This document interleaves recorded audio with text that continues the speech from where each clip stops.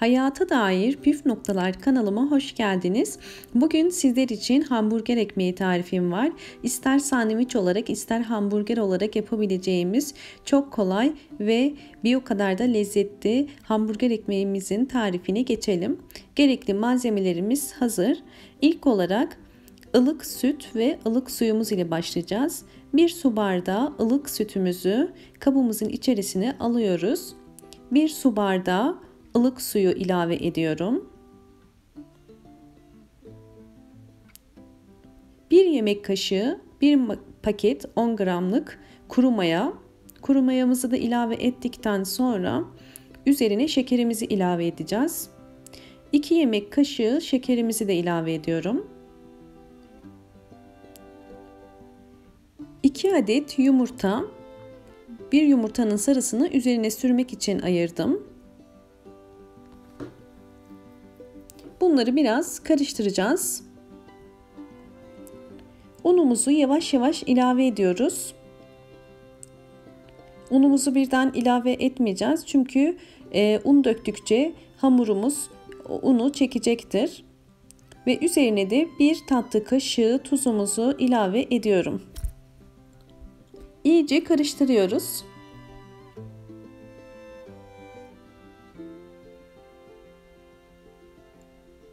Unumuzu biraz daha ilave edip son olarak üzerine de tereyağımızı ilave edeceğiz.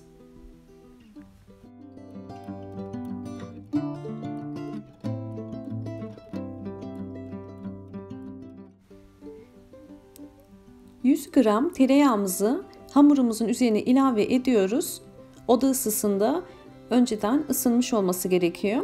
Ve üzerine son olarak unumuzu ilave edip el yardımı ile güzel bir şekilde karıştırıyoruz.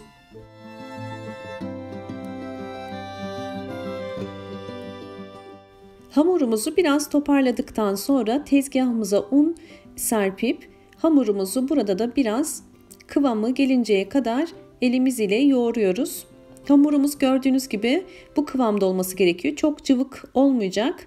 Fakat biraz ele yapışır durumda olması gerekiyor. İçinde şu anda tereyağı olduğu için biraz daha hamurumuz sert gibi gözüküyor. Evet, üzerini bir streç ile kapatıp yaklaşık olarak 1 saat boyunca 2 katına çıkıncaya kadar hamurumuzu mayalandıracağım. Hamurumuz hazır, 2 katına çıktı. Size hamurumuzun kıvamını göstermek istiyorum. Evet, görüyorsunuz hamurumuz hafif ele yapışır gibi fakat yapışmıyor. Tam istediğim kıvamda, yumuşacık. Hamurumuzun havasını biraz alıyoruz. Evet, şimdi hamurumuzu bezelere ayıracağız. Hamurumuzu bezelere ayıracağım. Bezelerimin eşit olması için hepsini gördüğünüz gibi tartıda 90 gram, her bir bezeyi 90 gram olarak ayarlayıp tepsime elim ile gördüğünüz gibi şekil vererek biraz böyle yuvarlayarak tepsime dizeceğim. Bu şekilde bütün bezelerimiz eşit büyüklükte olmuş olacak.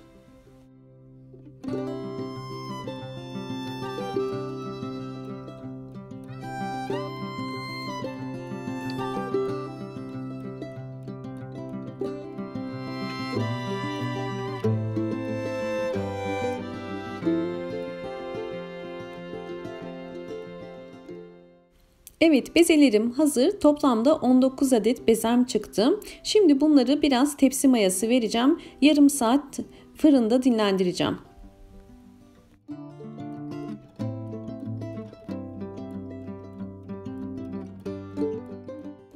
Evet, bezelerimin üzerine sürmek için bir yumurtanın sarısı ve 1 yemek kaşığı sütümü ilave edip bu şekilde karıştıracağım ve bir fırça ile bezelerimin üzerine süreceğim. Kıvamı biraz sıvı oldu. Sizler isterseniz 1 yemek kaşığı değil de yarım yemek kaşığı sütü ilave edebilirsiniz. Bu şekilde üzerine fırça ile sürüyoruz. Bütün bezelerimize aynı işlemi uygulayacağım.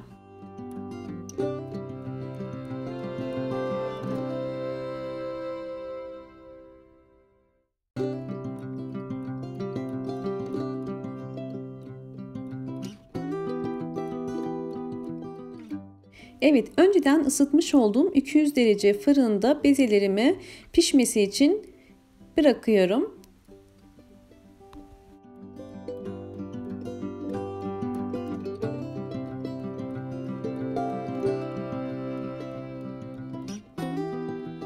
Evet, hamburgerlerim gördüğünüz gibi nar gibi kızardılar. Çok güzel kabardılar.